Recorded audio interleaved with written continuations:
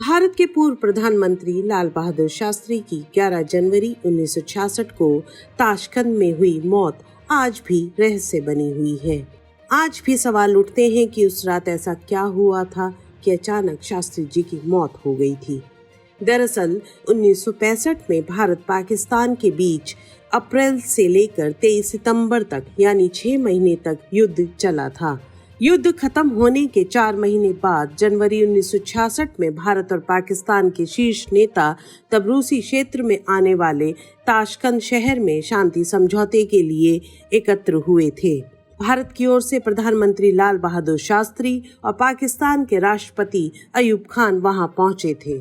समझौते में पाकिस्तान ने भारत की कब्जाई जमीन छोड़ दी थी और बदले में भारत को लाहौर के करीब तक पहुंच चुकी भारतीय फौज वापस बुलानी पड़ी थी।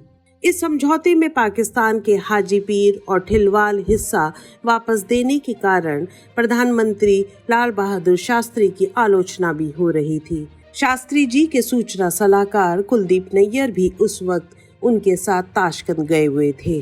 कुलदीप नैयर की किताब में 11 जनवरी 1966 को रात करीब 1:30 बजे की आंखों देखी घटना का सिलसिलेवार ब्यौरा है।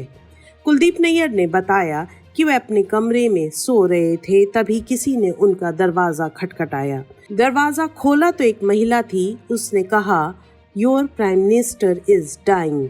नैयर भागते हुए शास्त्री जी के कमरे की तरफ पहुंचे तो वहां सोवियत संघ के प्रधानमंत्री अलेक्सी कोसिगिन खड़े थे।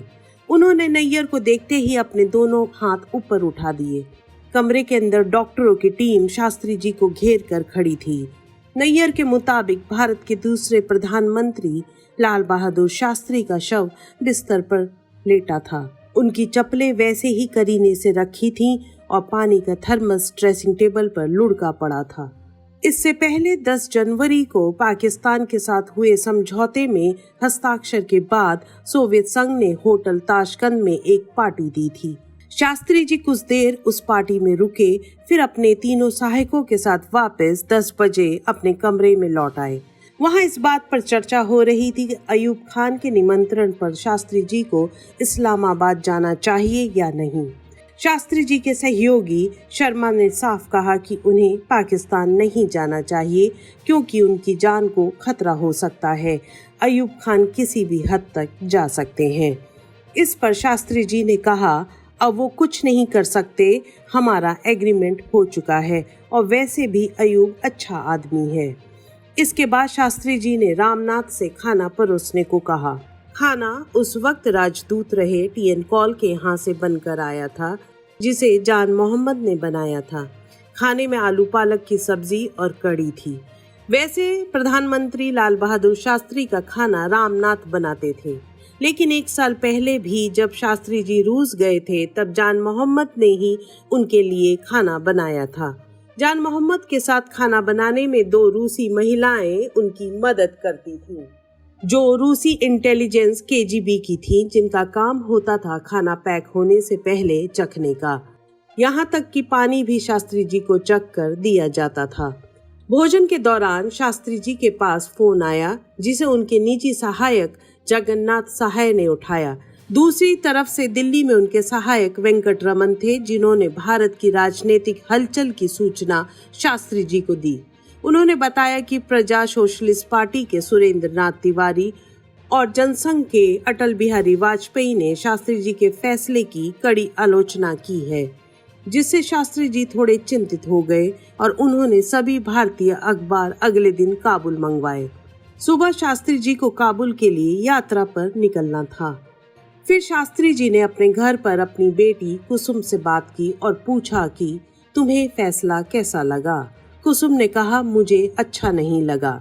शास्त्री जी ने फिर पूछा कि तुम्हारी अम्मा को फैसला कैसा लगा, उनसे बात कराओ। शास्त्री जी अपनी पत्नी ललिता शास्त्री को अम्मा कहते थे। तब कुसुम ने कहा कि अम्मा आपसे नाराज हैं और बात करने से मना कर रही हैं। आपने भारत का जीता हुआ हिस्सा पाकिस्तान को क्यों दे दिया?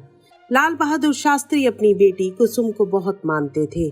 इस बातचीत के बाद शास्त्री जी थोड़े दुखी हो गए और इसके बाद सोने से पहले शास्त्री जी ने दूध पिया, जो नियम से सोने से पहले रोज पीते थे। रामनाथ ने फिर शास्त्री जी से पूछा कि वह उनके कमरे में ही फर्श पर सो जाते हैं, जिसे शास्त्री जी ने मना कर दिया। कुलदीप नैयर ने अपनी किताब में लिखा कि अगले दिन अफगानिस्तान काबुल जाना था और पैकिंग चल रही थी। तभी रात के करीब 1:30 बजे जगन्नाथ सहाय ने शास्त्री जी को लॉबी में लड़खड़ाते हुए देखा। बहुत मुश्किल में उन्होंने कहा, डॉक्टर साहब कहाँ हैं? जहाँ पैकिंग हो रही थी, डॉक्टर RM चुग वहीं सो रहे थे। जगन्नाथ सहाय ने सिक्योरिटी गार्ड की मदद से शास्त्री जी को बिस्तर पर लेटाया और पीने को पानी दिया। कहा, बखूबी आप अभी ठीक हो जाएंगे। शास्त्री जी दिल के पास हाथ रखकर बेहोश हो गए। जब डॉक्टर चुग ने शास्त्री जी की नब्ज देखी तो उनके निधन की पुष्टि की। उन्हें इंजेक्शन भी दिया, पर शरीर में कोई हरकत नहीं हुई। दिलचस्प है कि शास्त्री जी के कमरे में ना तो अलार्म था, ना ही बजर। 3 फोन थे, तीनों ही बिस्तर से दूर थे। इसके बाद राष्ट्रीय ध्वज आया और शास्त्री जी को ओढ़ा दिया गया। अगले दिन शव भारत लाया गया। संदेह के आधार पर TN कॉल के कुक जान मोहम्मद को रूसी अफसरों ने पकड़ा और फिर बाद में छोड़ दिया। शास्त्री जी का तत्कालीन सरकार ने पोस्टमार्टम भी नहीं कराया। 1977 में जनता पार्टी की सरकार आई और शास्त्री जी की मौत के कारण जानने के लिए जांच कमेटी बनी। सबसे पहले शास्त्री जी के निजी डॉक्टर चुग को पूछताछ के लिए बुलाया जाना था, पर उनकी कार की एक ट्रक से टक्कर में मौत हो गई। उनके साथ उनकी बेटी भी कार में थी, वो जीवन भर के लिए विकलांग हो गई। शास्त्री जी के सहायक रामनाथ की भी एक सड़क हादसे में बुरी तरह चोट लगने से याददाश्त चली गई। सो कमेटी की रिपोर्ट आज तक पेश नहीं हो सकी। उस वक्त अमेरिकी खुफिया एजेंसी CIA के डायरेक्टर ऑफ प्लानिंग थे रॉबर्ट क्राउली। क्राउली ने 1993 में एक अमेरिकी पत्रकार ग्रेगरी डगलस को इंटरव्यू दिया और उसमें खुलासा किया कि 1966 में भारत के प्रधानमंत्री लाल बहादुर शास्त्री और भारत के वैज्ञानिक डॉक्टर होमी भाभा की हत्या के पीछे CIA का हाथ था। क्राउली ने इंटरव्यू देते हुए पत्रकार को साफ हिदायत दी थी कि ये इंटरव्यू उनकी मौत के बाद ही प्रकाशित किया जाए। क्राउली के अनुसार अमेरिका को चिंता थी कि रूस के हस्तक्षेप से भारत मजबूत होगा और पाकिस्तान का हारना अमेरिका की सुपर पावर छवि को भी नुकसान पहुंचाएगा। दरअसल 1965 की लड़ाई में भारत ने अमेरिका के सहयोगी पाकिस्तान को हरा दिया था।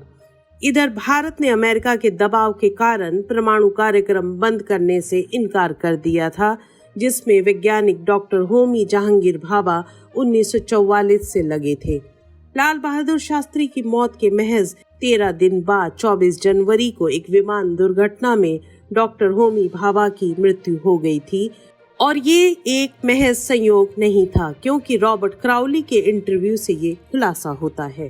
हमारी वीडियोस को देखने के बाद लाइक और सब्सक्राइब करना बिल्कुल ना भूलें।